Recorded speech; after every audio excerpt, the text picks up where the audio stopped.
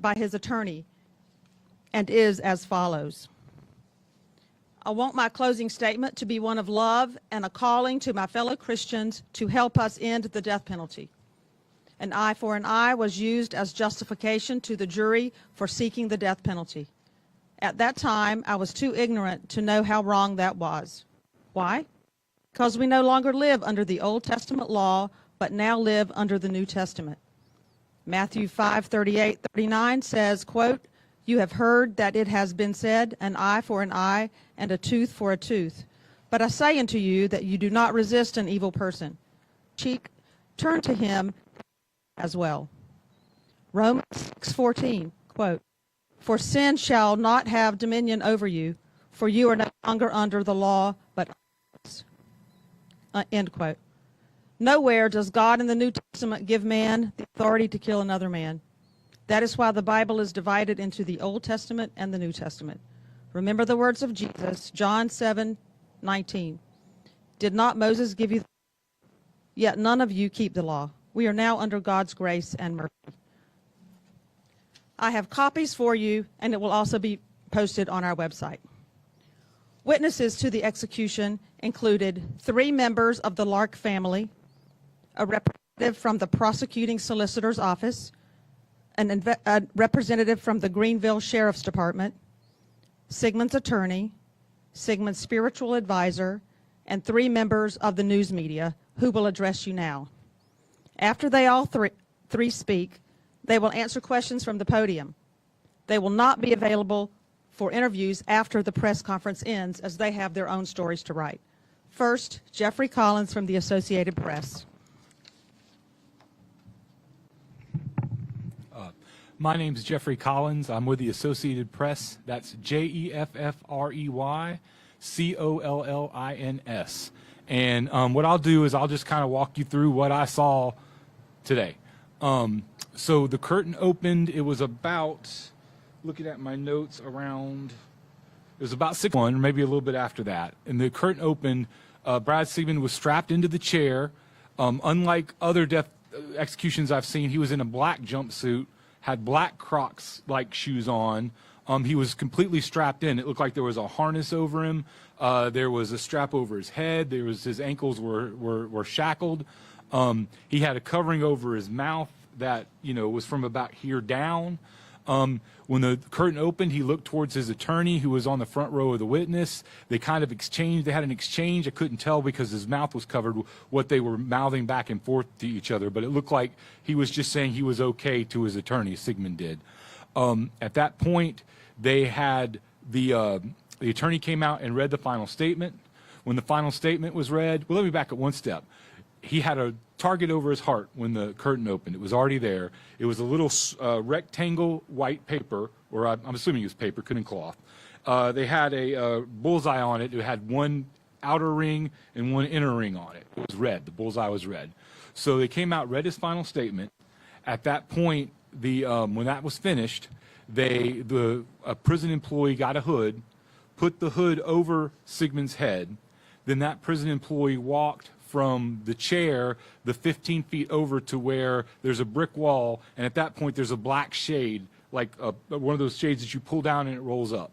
So there's a black shade there.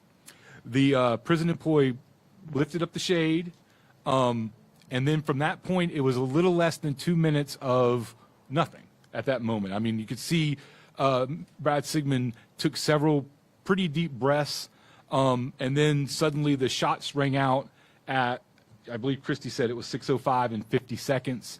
At that point, you did see a small red stain on Sigmon's chest. It was irregularly shaped, but oval, if that makes sense. I mean, like it wasn't like a circle. It was an oval shape. I saw it looked like he may have taken a couple of his chest rose and fell about 2 times immediately after the shots. You could see a tiny piece of like tissue or something that was coming out of that. At that point, also his arm tensed up when he got shot. There's kind of this brief moment of tensing. After that, the doctor was in there fairly quickly, less than a minute after the shots came. see exactly what the doctor did because my viewpoint was blocked from his back, but he did examination for about 90 seconds, and then he walked back towards the other side of the room, walked from left to right as I'm viewing, and then that's when the prison employee announced 6:08 as the time of death. And the only other thing I might add is when they came out after the shoot, they pulled the shade back down. I'm going to let Anna go next and see if she wants to add anything. Go ahead, Anna. Hello, everybody. My name is Anna Dobbins, ANNA DOBBINS. I am with WYFF News 4 in Greenville. Greenville is the county where David and Gladys Lark lived when Brad Sigmon killed them in 2001, and brings us here tonight. I will start after we are in the witness room. It's a very quiet room. No speaking going on whatsoever. The only thing you can really hear are intakes of breath as people try to calm themselves down, feet shuffling, that sort of thing, and everybody constantly glancing at the clock to see where we are in the process. At 6:01, the curtain was pulled back, exposing the room to us. Brad Sigmon was already strapped into. He had the chair did not have arms, so his arms were down to his side and clipped in with restraints. His feet were restrained. He had a strap across his forehead, and he also had something that appeared a little like a sling that covered his mouth. But he could move his head just a little bit, so he moved his head to the extent that he could toward the witness room, appeared to be exchanging some words with Bo King, his attorney, kind of took in the whole witness room to the extent that he could. I want to comment on the expression that he had. Again, you couldn't see his whole face, but I did not pick up on anything in his expression that would have indicated fear. I wouldn't say he was expressionless, but it was hard to see everything. They then read the final statement, which we've already been over. He was wearing the black jumpsuit. His arms were exposed and bare. At 6:03, they put the hood on, and at 6:04, they lifted the shade on the what I would describe as cubbies that the executioners were going to shoot through. We could not see the guns. There was also no countdown or anything like that to tell us when the shots would be fired. The shots were fired at 6:05. I perceived that they were all fired at once, that it was just one sound. There was an ever so slight, I don't know if it was an echo or a fraction of a second that one of the shots were different, but it was ever so slight. His arms flexed. There was something in his midsection that moved. I'm not necessarily going to call them breaths. I don't really know, but there was some movement that went on there for 2 or 3 seconds. It was very fast. I did see a splash of blood when the bullets entered his body. It was not a huge amount, but there was a splash that you could see kind of protrude from the wound, and the target was you couldn't really see what happened to the target. It just wasn't there anymore. The chair that he sat in sits in something that I'm just going to refer to as like a catch basin. There were maybe a few drops of blood that I could see in the catch basin, but that was really it. At 6:06, the medical professional came in, talked to or listened to his heart and his body for, it felt like a long time, but as we calculated, or as I calculated here with my notes, it was a little bit over a minute, between a minute and a half. And at 6:08, the declaration of death was announced.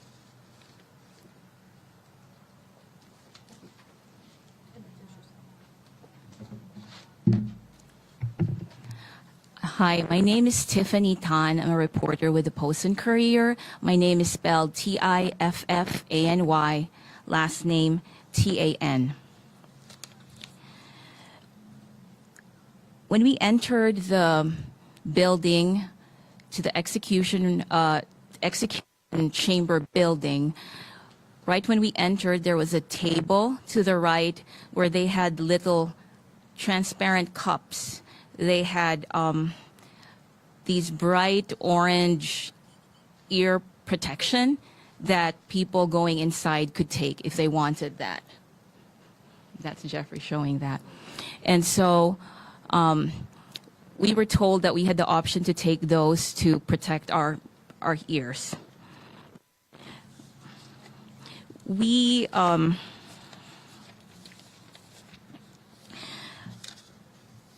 the curtain opened at 6:01 p.m.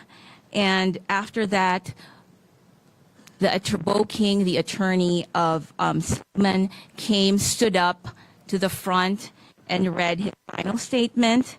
And it was 6:02 when he was finished reading the statement. And at 6:03, the hood was placed over his head. But as Jeffrey had mentioned, before the hood was placed, the moment that the curtain was opened, he did kind of exchange some like nodding toward his attorneys and his spiritual advisor's direction. And then I saw that before the hood was placed on him, he kind of turned toward the area where the witnesses were. I'm not sure who he was looking at, but his attorney was on this side of the room and the witnesses were sort of on this side of the room, and he turned his head a little bit farther toward that direction. After the hood was placed, they lifted those black shades on the wall, and you could see this rectangular opening with sort of two middle, like separated with two, something in the middle. So essentially there were three smaller squares in that big rectangle. And the shots were fired at, well, it was like one shot, like Anna had mentioned, almost like a split second. You could hear sort of like an echo, like there was one shot, but sort of like followed by that echoey noise. That was 6:05, and then after that, from my angle, because it was Jeffrey here, Anna, and then me. From my angle, I did also see, because he was seated sort of, he was perpendicular to us, so you could see his profile. So I could see his kind of chest, stomach area kind of lift after the shots were fired about 2 times. And then I also noticed that right under where the hood was, because the hood was sort of up to here, you could see that something red kind of coming out of his chest. And the target that had been there was no longer there after the shots were fired.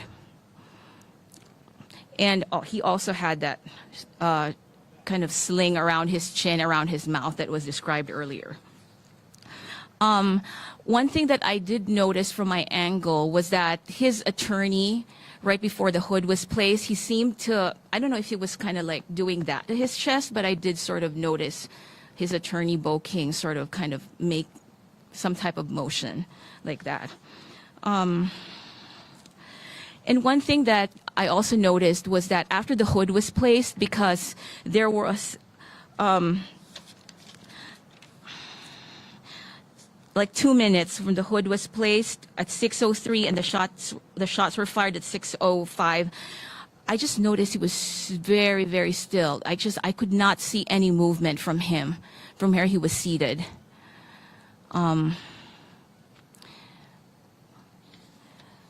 And then after the physician came out at 6:06, And then at 6:08, he left the room, and then another guy came out at 6:09 to say that the time of death was, the declared death time was 6:08. And then we quickly were asked to stand up and file outside the room.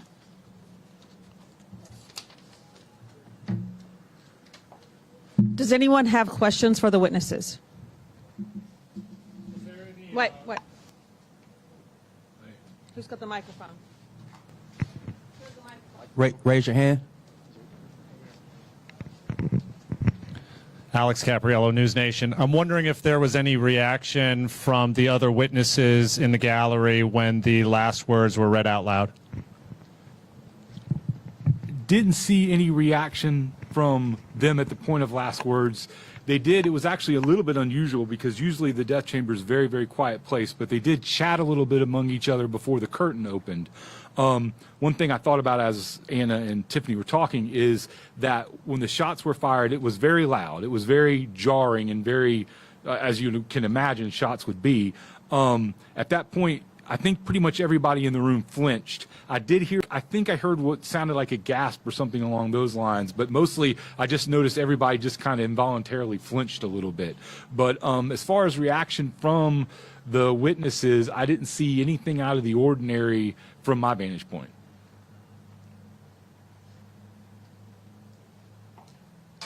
Ted.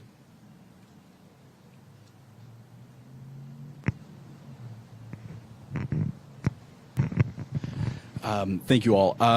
So this is just a couple of questions sort of about the setup of the chair itself. Can you confirm again just how his hands were strapped and whether there was any kind of, I believe someone said that there was a basin under the chair, and whether there was anything around the chair, like I know in Utah there were sandbags. Was there anything sort of backing the chair? Was there anything like that?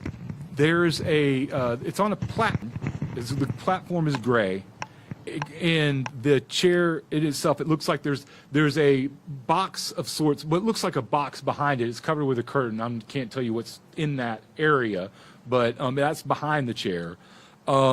His arms are actually strapped, and maybe I'm a little bit, but it's actually a little bit, like not straight down, but maybe a tad bit, a small angle behind. So like almost like this in a way.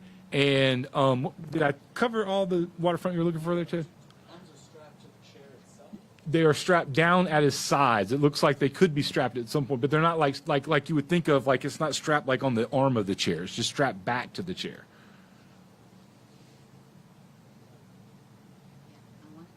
Oh, go ahead, Tiffany. Yes, for the description, Ted. So his wrists were what I saw strapped to thing, and then also his ankles. His ankles also, and then I noticed that his hands were also covered by something black. I couldn't really tell what material. It was mitten-like. It wasn't like gloves. Yes. Hi, Devin Sayers with CNN. The photo, I'm sure you've seen it from the South Carolina Department of Corrections. Is that what the room did look like? Is that an accurate photo of what the room you saw look like? Yes, it's that photo you can only see the electric chair and the firing squad chair, so you can see a bigger part of the room.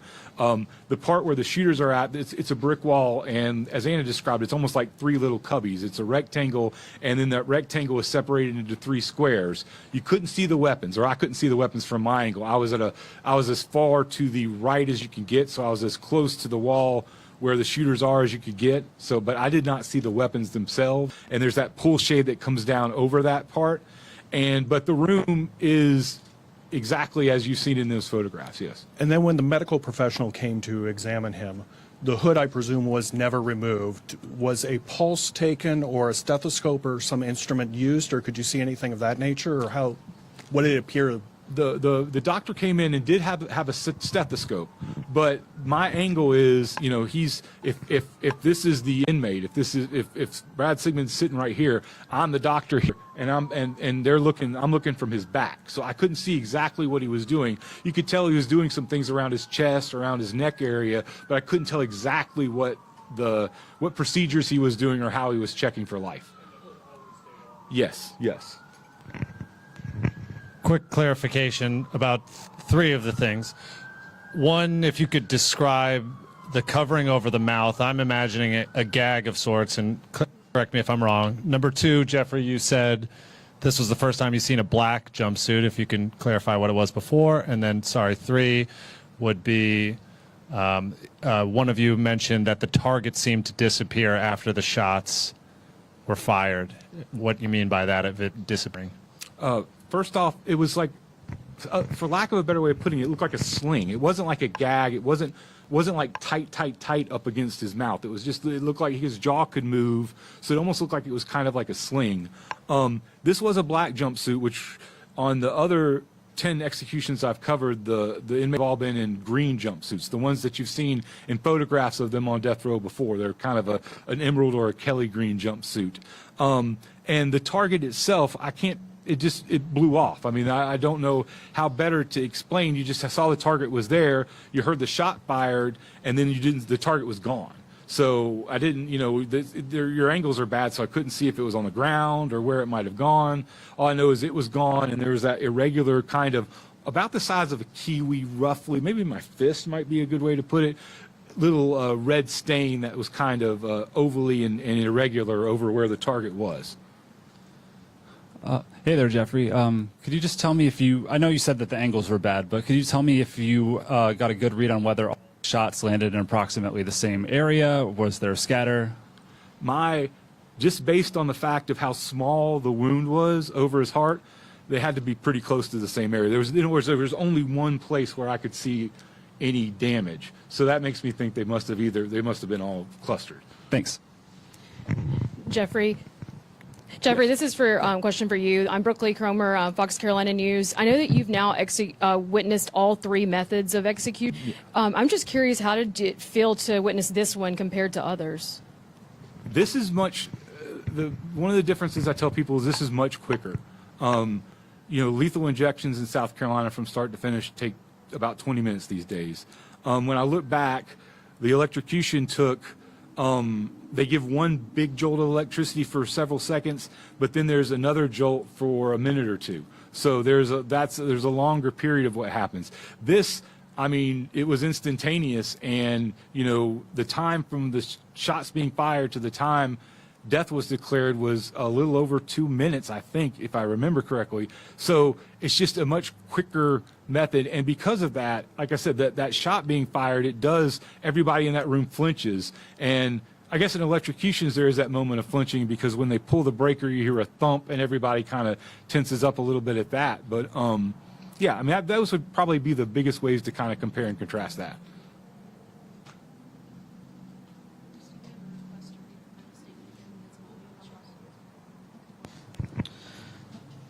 I know you all mentioned hearing possibly, an echo. Was there any other noise after the shots were fired? Any expression from Mr. Sigmon, or was it just the sound of the shots?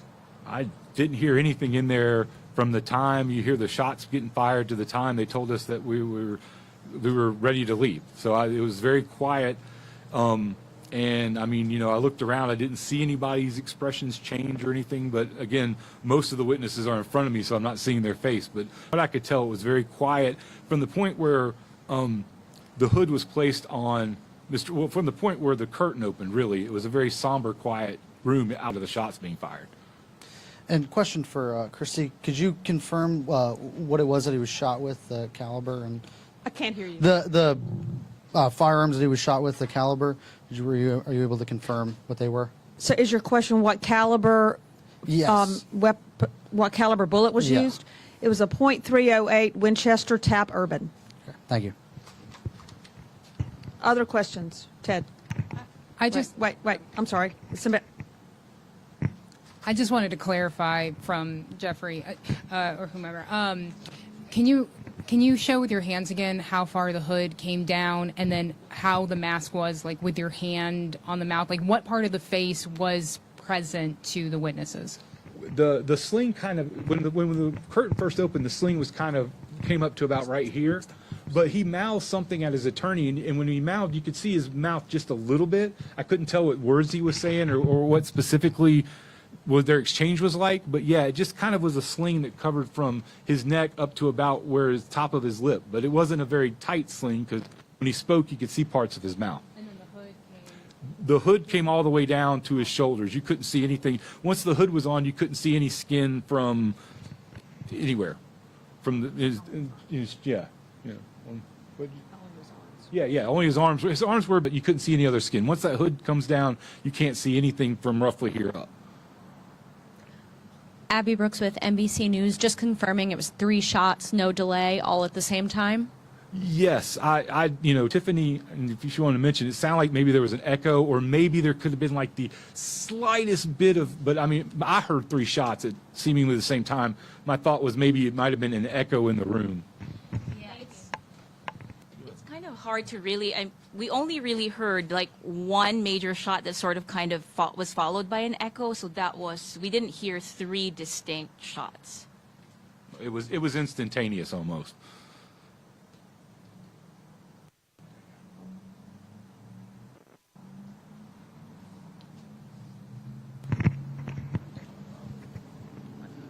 The sound was cutting off during the final statement. Can you repeat it at one point before the end of the press conference? We couldn't hear. We have copies of the final statement for everyone.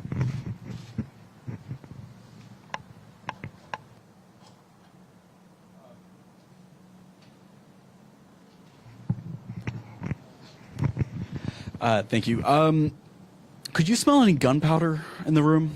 I didn't smell anything at all in the room. Okay. It's sealed off with the glass. So, if you ask me all my senses at that point, I didn't taste anything different. I didn't smell anything different. The sound was very loud. Yes, that was different than any other one that you go to because of that sound.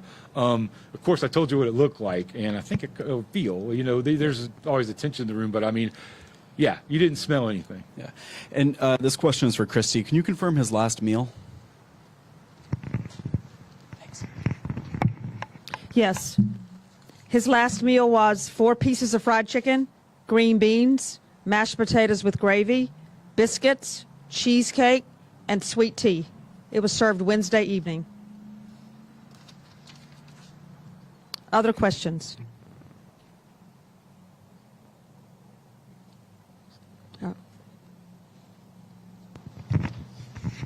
Just a question for Department of Corrections. Regarding the execution team, is there a debrief or is there a counseling, or what happens with those individuals that were part of the team? Yes, that's a good question. I'm glad you asked it. We have an extensive array of services available to employees who experience trauma or assault, and that team is actively involved in working with the execution team.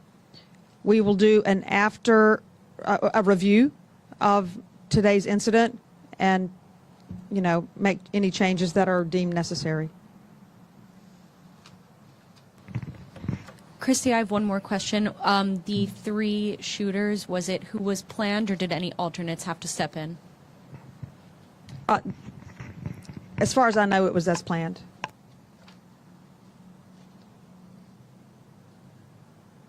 Other questions?